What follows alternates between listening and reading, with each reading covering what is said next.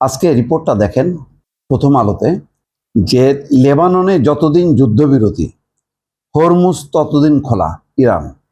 অর্থাৎ ইরানও শর্ত আরোপ করছে, আপনি যুদ্ধবিরতি করবেন, হামলা করবেন, এটা চলবে না।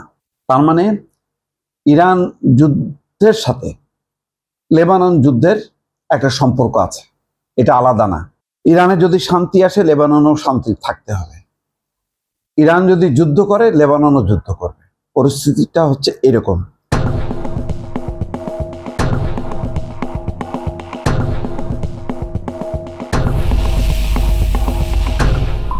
ইরান বলছে যে লেবাননে যতদিন যুদ্ধবিরতি, হরমুজ ততদিন খোলা থাকবে। বাড়াইতে থাকো, মানে যুদ্ধবিরতি, হামলা বন্ধ করো, হরমুজও খোলা রাখা হবে। হরমুজ প্রণালী খুলে দেওয়ার ঘোষণায় আন্তর্জাতিক বাজারে তেলের দাম কমতে শুরু করেছে। দেখেন, তার মানে বোঝা যাচ্ছে যুদ্ধ বন্ধ, তেলের দাম কমবে। আপনি এখন যুদ্ধ চালাবেন নাকি যুদ্ধ চালিয়ে তেলের দাম বাড়াবেন? যুদ্ধের সাথে তেলের দাম ওঠানামা নির্ভর করে। সুতরাং যুদ্ধ বন্ধ হওয়াটা খুব জরুরি। এটা সবাই বোঝে, এটা বোঝার জন্য কোনো বিশেষজ্ঞ হওয়ার দরকার নেই। কিন্তু ট্রাম্প এবং ইসরায়েল, আমেরিকা, এরা বুঝলো না। এখানে বলা হচ্ছে যে লেবানন এবং ইসরায়েলের মধ্যে যুদ্ধবিরতি চলাকালে হরমুজ প্রণালী উন্মুক্ত রাখার ঘোষণা দিয়েছে ইরান। আর ট্রাম্প বলতেছে আর কোনোদিন হরমুজ প্রণালী বন্ধ করবে না ইরান। মানে মিথ্যার পর মিথ্যা। এমন যেই কথা বলে না ইরান, সেই কথা ট্রাম্প বলতে থাকে। যুদ্ধবিরতির 10 দিন বিশ্বের জ্বালানি তেল পরিবহনের গুরুত্বপূর্ণ এই জলপথ দিয়ে অনুমতি সাপেক্ষে যুক্তরাষ্ট্রের পতাকাবাহী জাহাজ সহ সব ধরনের বাণিজ্যিক জাহাজ চলাচল করতে পারবে। অর্থাৎ এই 10 দিন সব ধরনের জাহাজ চলাচল করতে পারবে, কোনো বাধা নেই, আমেরিকার জাহাজও। যদিও ইরানের বন্দর ঘিরে নৌ অবরোধ জারি রাখার ঘোষণা দিয়েছে যুক্তরাষ্ট্র। এখন যুক্তরাষ্ট্র পাল্টা চাপের মধ্যে পড়লো।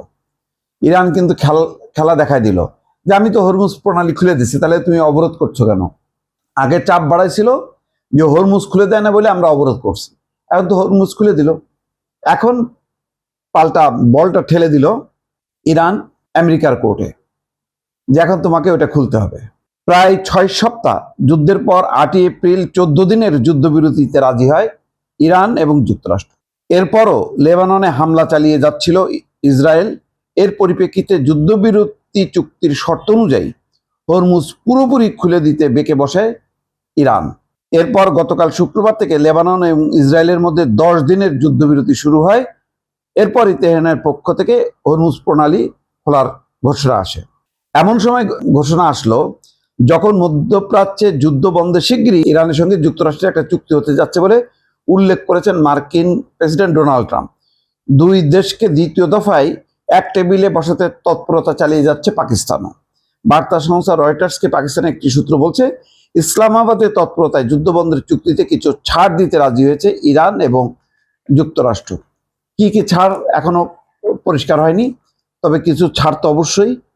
কিন্তু কথা হলো যে এত কিছুর মধ্যেও আমেরিকা এবং ইসরায়েলের চেষ্টা হচ্ছে যুদ্ধটা চালু রাখা কোনো না কোনো ফরম্যাটে। হয় লেবানন প্রান্তে, নাই সিরিয়া প্রান্তে, নাই গাজা প্রান্তে। যুদ্ধ ছাড়া চলবে না, একদিনও চলবে না। যতক্ষণ যুদ্ধ চালানো যাবে ততক্ষণ পর্যন্ত মধ্যপ্রাচ্য তাদের নিয়ন্ত্রণে থাকবে। ভাবখানা এমন যে যুদ্ধ নেই তো আমেরিকা আর ইসরায়েলের আর দরকার নেই মধ্যপ্রাচ্যে, তোমরা বাবা চলে যাও। এই কারণে তারা নানা অজুহাতে ওই যুদ্ধ চালাইছে। আর আপনাদেরকে বলছি যে মূল পরিকল্পনা হচ্ছে তারা আস্তে আস্তে ওই যে গ্রেটার ইসরায়েলের দিকে নিয়ে যাওয়া। যত বেশি আরব ভূখণ্ড দখল করবে, ইসরায়েল তার সীমানা বাড়াইতে থাকবে এবং নতুন নতুন করে বসতি তারা শুরু করছে। দেখবেন গোলান মালভূমিতে অলরেডি শুরু হয়ে গেছে। ওই দক্ষিণ লেবানন দখল করলে সেখানেও শুরু হবে। এই পায় তারা চালাবে। ফলে আমেরিকা এবং ইসরায়েলের উপর কোনো ভরসা নেই।